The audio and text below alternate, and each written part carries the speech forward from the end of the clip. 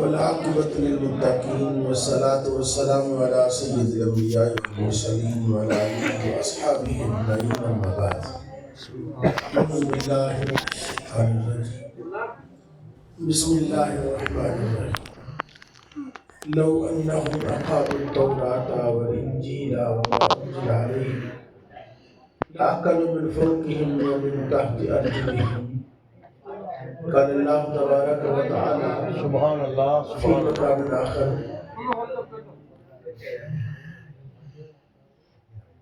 نحن نزلنا الذكر وإنا له لحافظون سبحان اللہ الله تبارك وتعالى في مقام آخر وننزل من القرآن ما هو شفاء ورحمة للمؤمنين ولا يزيد الظالمين إلا خسارا صدق الله مولانا العظيم قال الله تبارك وتعالى في شأن حبيبه مخبرا وامرا إن الله وملائكته يصلون على النبي يا أيها الذين آمنوا صلوا عليه وسلموا تسليما درود پاک صلوات والصلاة والسلام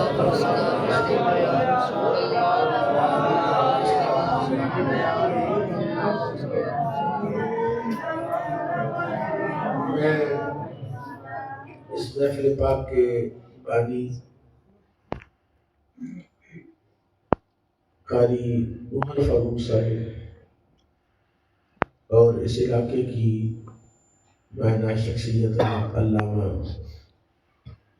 مولانا حافظ سیف الرحمان صاحب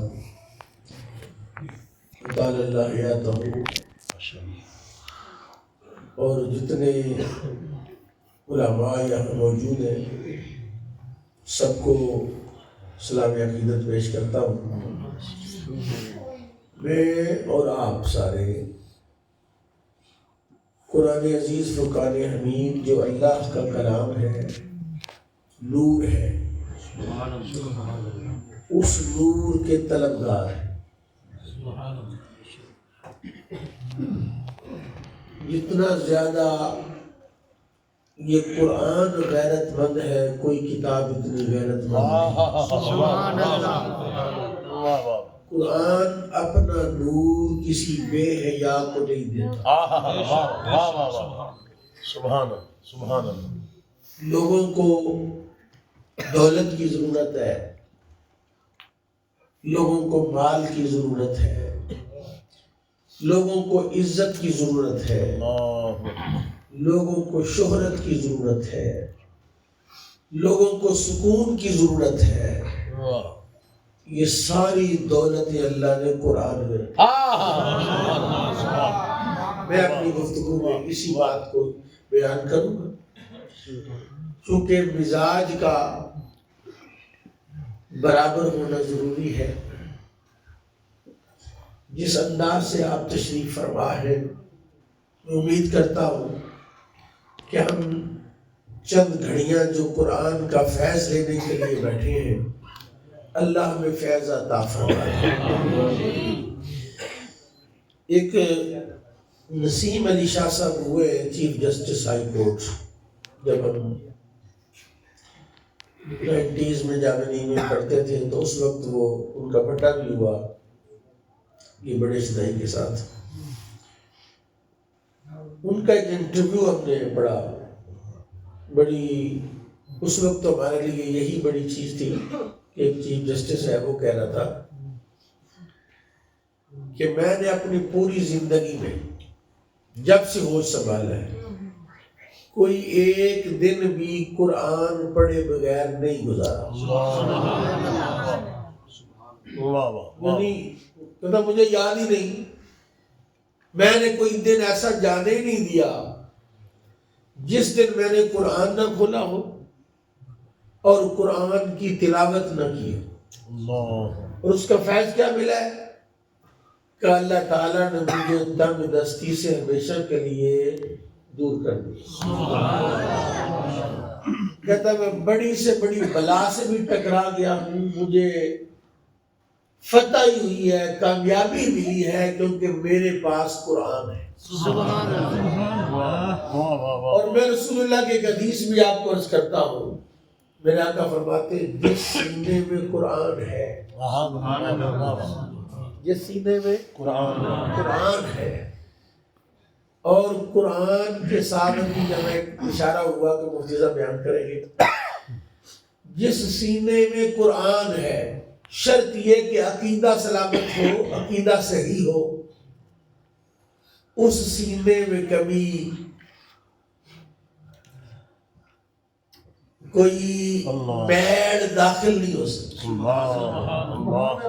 میں ابھی آپ کے اس حوالے سے چند باتیں عرض کروں گا۔ جو پہلی آیت پڑھی ہے وہ ذرا سنیں آپ۔ میرے استاد گرامی مفتی احمد حسین نقشبندی رحمۃ اللہ علیہ کا وصال ہوا۔ طالب علم تھے تو لوگ اکثر ان سے شائق رہتے ہیں کہ مولویوں کو پیسہ بڑھائے، چندہ اکٹھا کر کے نا پلاٹا لگ دے، کارا لگ دے، انہیں کو بڑی دولت۔ یہ اکثر استادوں کے لیے تو بڑا مشہور تھا شہر میں، استادوں کے پلاٹ پر۔ میں جب ناروال میں آیا تو مجھے استادوں نے کہا بیٹا تجارت کرنی ہے، تجارت میں اللہ نے رزق رکھا ہے، تقریر میں، واعظ میں، تعلیم تربیت میں ذہن نہیں رکھنا، تجارت کرو انشاءاللہ اللہ برکت دے۔ اب میں وہ آیت پڑھتا ہوں جو میرے استادوں کی سنائی اور استادوں کی موجودگی میں بھی سنائی اور استادوں کے جنازے پر بھی سنائی اور استادوں کے ختم پر بھی سنائی، اور اکثر میں ہر قاری کو، ہر حافظ کو، ہر عالم کو یہ سناتا ہوں۔ سبحان اللہ۔ اور سارے لوگوں کو جو پارٹ ٹائم جاب ڈھونڈتے ہیں، پارٹ ٹائم جاب گزارا نہیں ہوتا۔ اب سنیں ذرا آیت، سورہ المائدہ کی آیت ہے، چھٹا پارہ ہے۔ اللہ کہتا ہے لو انہم اقاموا التوراۃ والانجیل وما انزل علیہم لأکلوا من فوقہم ومن تحت ارجلہم۔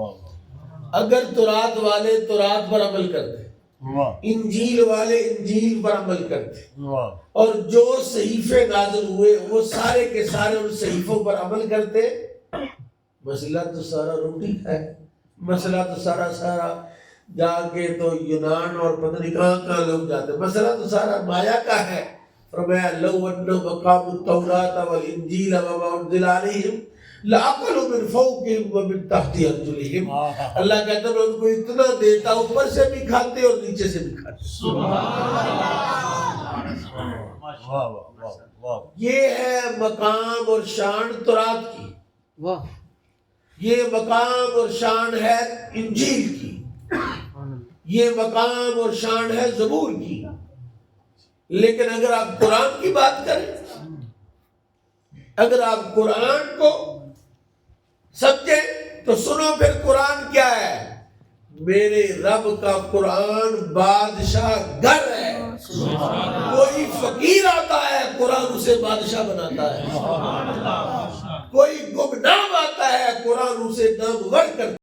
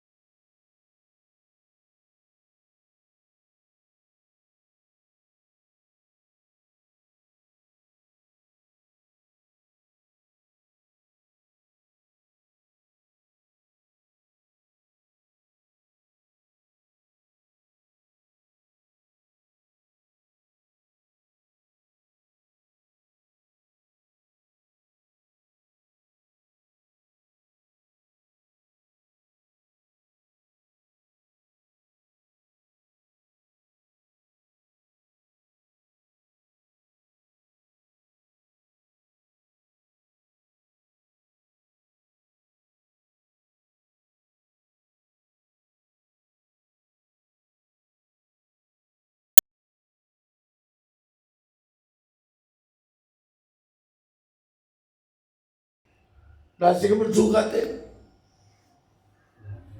ناسک منسوخ پتہ ہے کہا نہیں بیٹھ جاؤ ایک بندہ جس کا رنگ کاڑا اونٹ موٹے موٹے دانت چوڑے چوڑے حبشی النسل ہے حبشی کاڑا ہے وہ پیچھے جوتیوں میں بیٹھا ہے اس نے ہاتھ کھڑا کیا کہ مجھے قرآن آتا ہے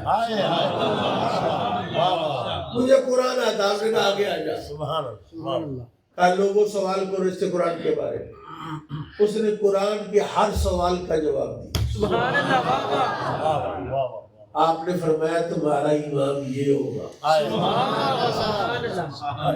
قرآن بادشاہ گر ہے قرآن بادشاہ بناتا ہے قرآن بادشاہی بانٹتا ہے تم نے ظلم کیا قرآن کے ساتھ اس کو ناریوں میں بند رکھا لیکن تم میں سے کسی نے اگر آگے بڑھ کے قرآن کا دامن تھاما قرآن نے پھر اس کا دامن کبھی چھوڑا وہ الگ بات ہے کہ قرآن کا حافظ ہو پرلے زمانے کا حرام دہ ہو تو پھر قرآن تو میں کہتا ہوں سب سے غیرت مند تو قرآن ہے قرآن ہے قرآن میں ایک بات سنی وہ جو بابا نا بریڈ والا بریڈ بھیج دیا گا بریڈ بھیج دیا بریڈ میری مسعود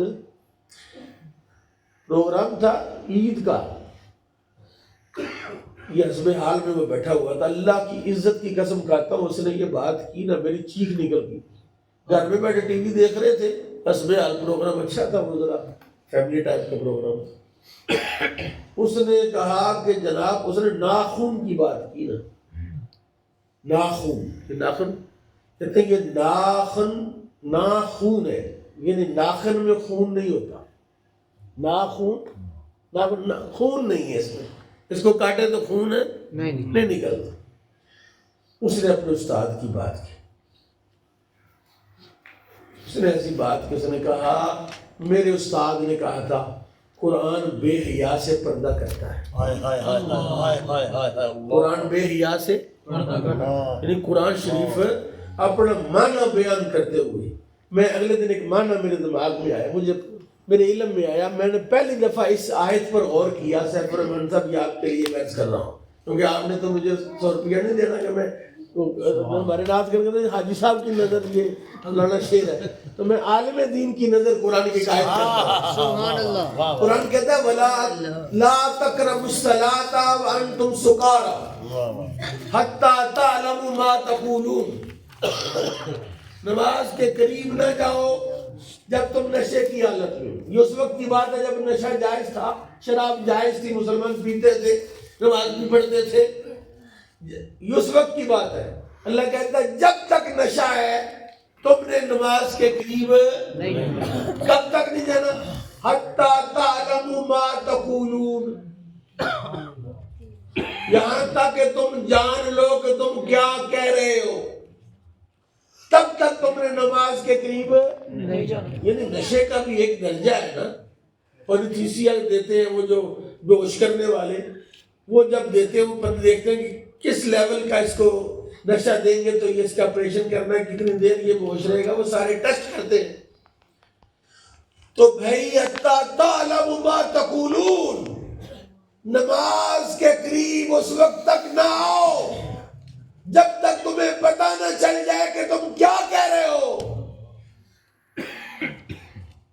اوہ شہزادیو اوہ نمازیو اور جب تم نماز پڑھتے ہو تمہیں پتہ ہے تم کیا کہتے ہو یعنی علت قرآن نے بیان کی حتی تعلموا ما تقولون نماز تمہیں کیا دے گی تمہیں تو پتہ ہی نہیں کہ تم الحمدللہ رب العالمین الرحمن الرحیم مالک یوم الدین کا معنی کیا ہے کیا معنی ہے سمی اللہ لمن حمدہ کا کیا مطلب ہے التحیات للہ والصلوات والطیبات کیا معنی ہے قرآن نے کہا حتی تعلموا ما تقولون اس وقت تک نماز کے قریب نہ ہو کیا مطلب ہے کہ تم جب نماز پڑھو تو جو کچھ نماز میں کہو اس کو تم جانتے بھی ہو جب جانتے ہی نہیں تو کیا کہہ رہے ہو جب نہیں جانتے کیا کہہ رہے تو پھر نماز میں خام روحانیت آئے گی. نماز میں کہاں سے نور آئے گا؟ کہ جب تو نماز میں داخل ہوگا تو خالی ہوگا، لیکن جب نماز سے نکلے گا تو بھر جائے گا. یہ کب ممکن ہے؟ جب تمہیں پتا ہو کہ تم نماز کے کلمات کا معنی جانتے ہو. اور یہی حال اس قرآن کا ہے، یہی حال اس نور کا ہے. جناب موسیٰ علیہ السلام کو اللہ نے کہا موسیٰ میں نے امت مصطفیٰ کو 2 نور دیے ہیں 2 ظلمتوں کے لیے. اللہ نے موسیٰ نے پوچھا یا اللہ کون سے نور ہے؟ فرمایا نور قرآن دیے ہے اور نور رمضان دیا ہے. یا اللہ کون سی ظلمتوں کے لیے؟ کہا 2 ظلمتیں ان کے لیے، ایک قبر کی ظلمت ہے، ایک حشر کی ظلمت ہے. قبر کی ظلمت میں بھی قرآن روشن کرے گا اور حشر کی ظلمتوں میں بھی قرآن روشن کرے گا. جب یہ اندھیرے میں جائیں گے تو قرآن پڑھیں گے تو روشن ہو جائیں گے، روشنی ان کے سینے سے نکلے گی. اور قرآن کے نور ہونے پر تو کسی کا اختلاف نہیں. ہم رسول اللہ کے نور ہونے کے مدعی ہیں. ہمارا عقیدہ حضور نور ہے.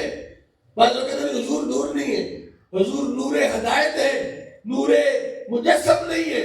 ہمارا عقیدہ حضور نور مجسم ہے. لیکن میں کہتا ہوں قرآن کے بارے میں تو کسی کا اختلاف نہیں. لیکن دیکھو تو صحیح کہ یہ جو قرآن کو نور مانتے ہیں ان کے پاس نور آیا ہے کہ نہیں آیا؟